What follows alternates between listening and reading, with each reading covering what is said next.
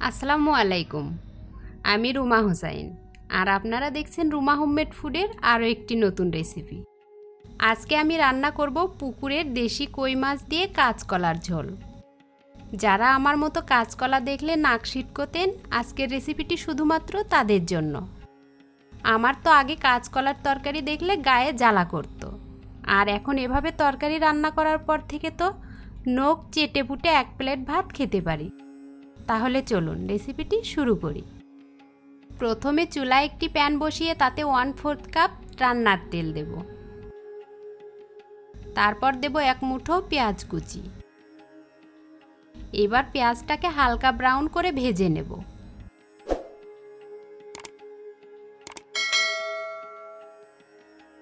তারপর দেব কিছুটা পানি।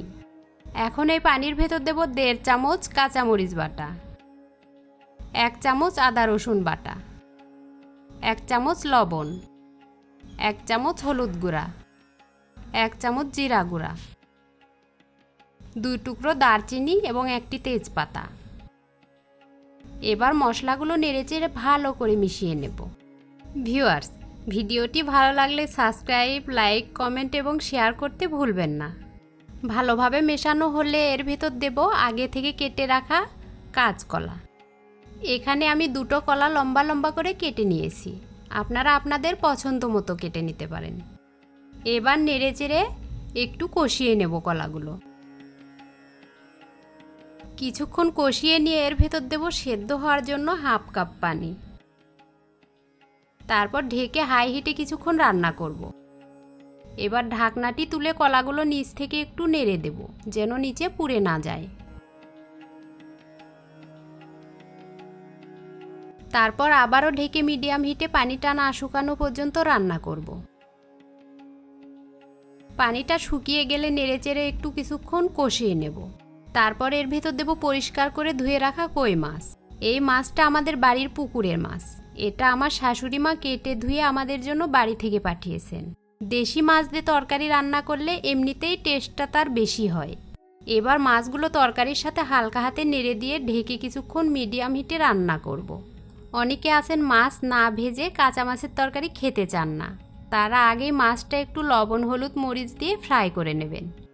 আমাদের ভাজা মাছের তরকারি বাসায় কেউ পছন্দ করে না, এজন্য এখানে আমি কাঁচা মাছটা ইউজ করলাম। তারপর প্রয়োজন অনুযায়ী পানিটা দিয়ে ঢেকে রান্না করব হাই হিটে 5 থেকে 7 মিনিট। মাঝে মাঝে ঢাকনাটি তুলে একটু আলতো করে নেড়ে দেবেন, যেন মাছগুলো ভেঙে না যায়। এবার ঝোলটা এরকম মাখা মাখা হলে এর ওপর ছড়িয়ে দেব ভাজা জিরার গুঁড়া। ভিউয়ার্স, এই জিরা ভাজার গুঁড়াটা কিন্তু কোনোভাবে মিস করা যাবে না, কারণ এই ভাজা জিরা গুঁড়াটা দিলে এটার যে ফ্লেভার সেটা তরকারির স্বাদকে দ্বিগুণ বাড়িয়ে দেয়। ব্যাস, তৈরি হলো আমার দেশি কই মাছ দিয়ে কাঁচকলার ঝোল। এভাবে কাঁচকলার ঝোল রান্না করলে আমার ছেলে মেয়েকে খাওয়াতে তো আর ভোগান্তি পোহাতে হয় না। যারা কখনো এভাবে রান্না করেননি তারা অন্তত একবার হলেও রান্না করে খেয়ে দেখুন, আশা করি আপনাদের অপছন্দ হবে না ইনশাল্লাহ। আজ তাহলে আর কথা না বাড়িয়ে এখানেই বিদায় নিচ্ছি। আল্লাহ হাফেজ।